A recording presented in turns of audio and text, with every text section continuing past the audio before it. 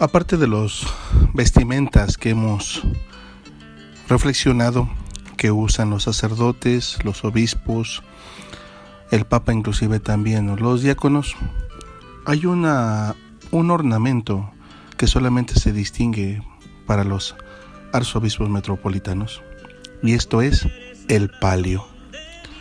¿Qué es el palio? El palio es un ornamento que usan los arzobispos metropolitanos sobre sus hombros al celebrar la Santa Misa, por encima de la casulla.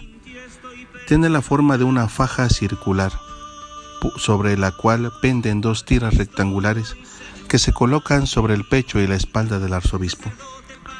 Se elabora a partir de la lana que se obtienen de los corderos que le presentan cada año al Papa para su bendición en la fiesta de Santa Inés el 21 de enero. Esa lana significa a la oveja que el buen pastor, el arzobispo, lleva sobre sus hombros. Los palios son confeccionados con esa lana por las monjas benedictinas de Santa Cecilia, las que bordan 6 cruces negras, para simbolizar las 6 heridas del Cordero de Dios Jesucristo. En 3 de estas cruces se colocan clavos metálicos en recuerdo de los clavos del crucificado.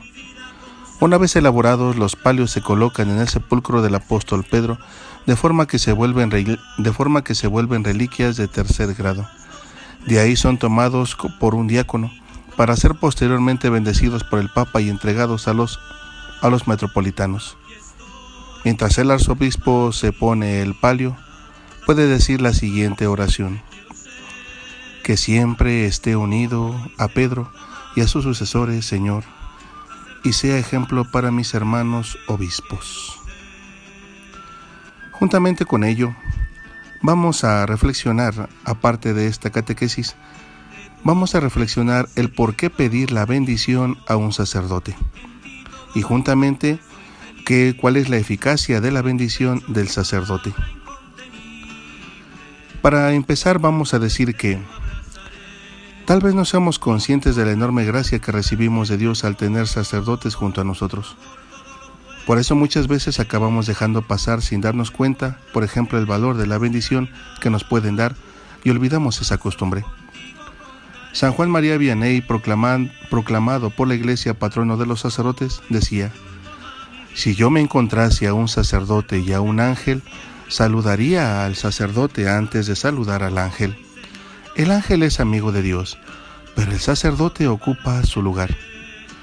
Al ser ordenados, los sacerdotes asumen actuar in persona Christi, o sea, son para nosotros representantes del propio Cristo.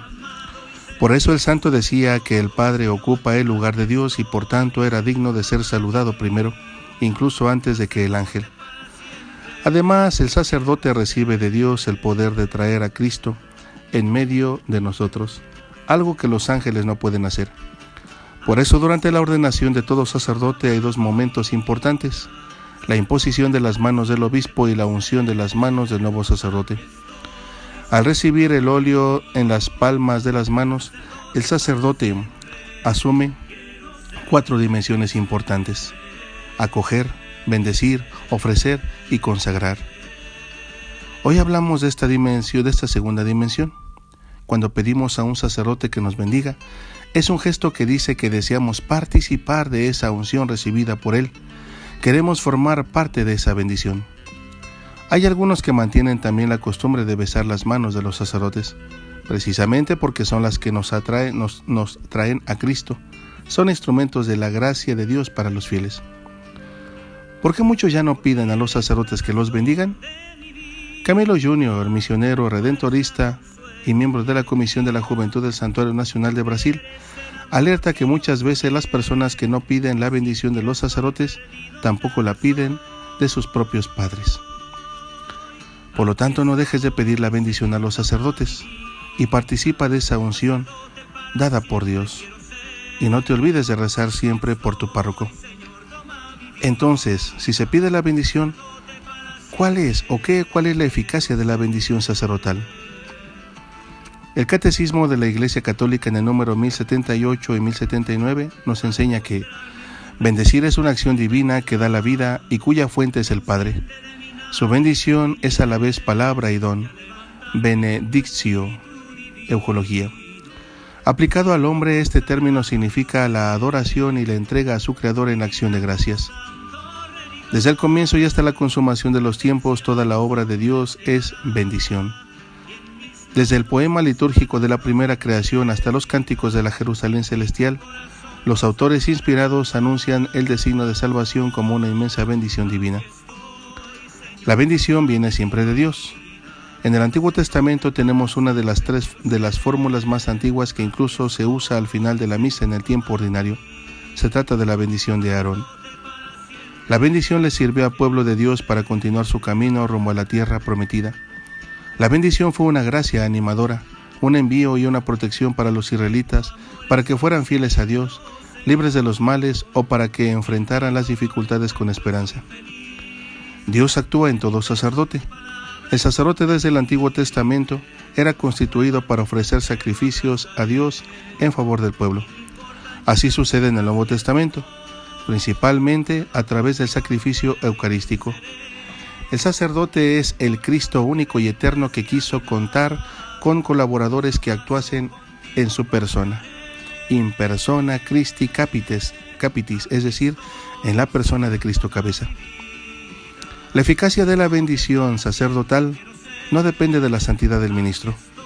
Dios actúa en todo sacerdote, del más santo al más pecador, desde el más experimentado al recién ordenado. Muchas veces depende de la apertura del fiel a esa bendición. La fe termina siendo un importante criterio para acoger la gracia, pero es siempre don de Dios. La persona que pide debe tener fe, debe creer, debe perseverar en la voluntad de Dios.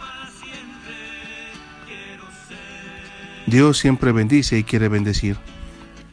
Finalmente, decimos que la eficacia de la bendición del sacerdote debe ser acogida o pedida con fe, para ti, para alguien o para alguna situación. Dios siempre bendice y quiere bendecir. En el Evangelio encontramos personas que han sido bendecidas porque pidieron directamente a Jesús, personas que pidieron por otras y personas curadas porque Jesús se acercó. Sea como sea, da el paso. Los invitamos a dar el paso, a creer, a pedir, a tener fe, a pedir la bendición. Cada uno de nosotros conocemos a un sacerdote, sea tu párroco, sea tu vicario, sea un amigo sacerdote.